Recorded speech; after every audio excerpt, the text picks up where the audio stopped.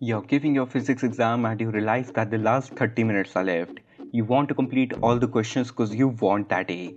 But then you get encountered by a question in which distance is given in miles and you don't know its conversion in kilometers. Then you spend your time wondering why we have so many units to measure the same physical quantity.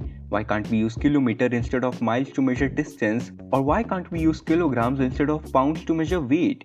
Though we have SI units, but why countries still not use them? Well, don't worry, cause we are here to answer all of these questions. And stay tuned till the end of the video as an interesting question is waiting for you.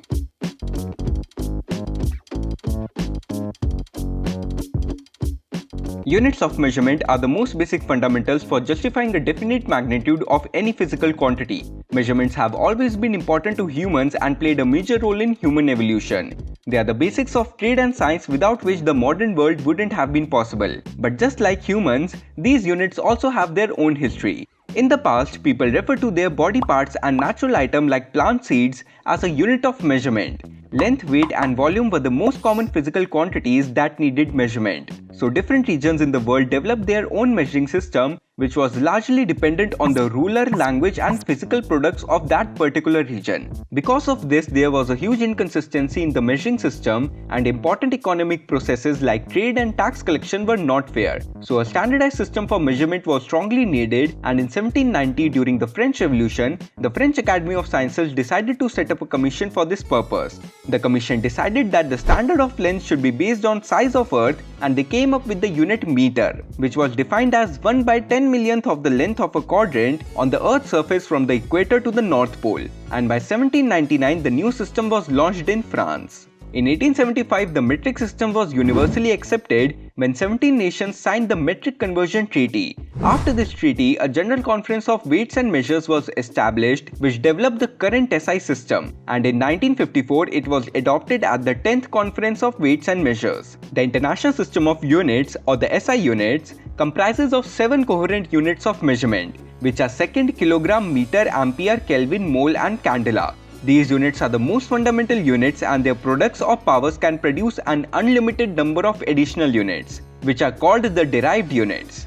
All the SI units are defined on the basis of universal constants like the speed of light, Planck's constant, the elementary charge, Boltzmann constant, luminous efficacy, Avogadro's constant and the hyperfine transition frequency of cesium.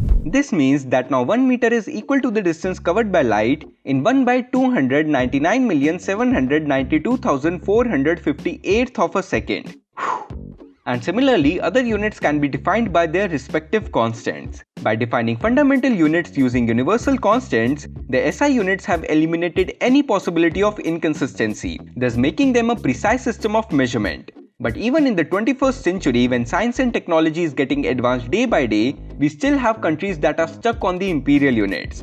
The United States, Myanmar and Liberia are the only 3 countries in the world following the imperial units. Although in 1975, US passed the Metric Conversion Act to transform itself into a metric country, but the main issue with that act was it was completely voluntary. But in 1988, the US government made the metric system compulsory for all federal agencies. And after 4 years, another bill was passed for businesses to use metric units in their consumer goods. The US customary units, which are basically the imperial units, have been defined in terms of metric units since the 19th century. But Americans are more comfortable using their customary units in their daily life. Also, the US government hasn't imposed the use of metric system among its citizens. And that's why we still see the imperial units like miles and pounds in some parts of the world. For now, it's better to know the conversion between imperial and SI units to proceed with your test. Now, as promised, it's your turn to answer a simple question. Given below are 4 units of length, and your task is to find the largest one among all 4 of these. Type your answer in the comments and the winner's name will be featured in our next video. If you like this video, give us a thumbs up, and if you are new here, then don't forget to subscribe to our channel. Also follow us on Instagram and Facebook.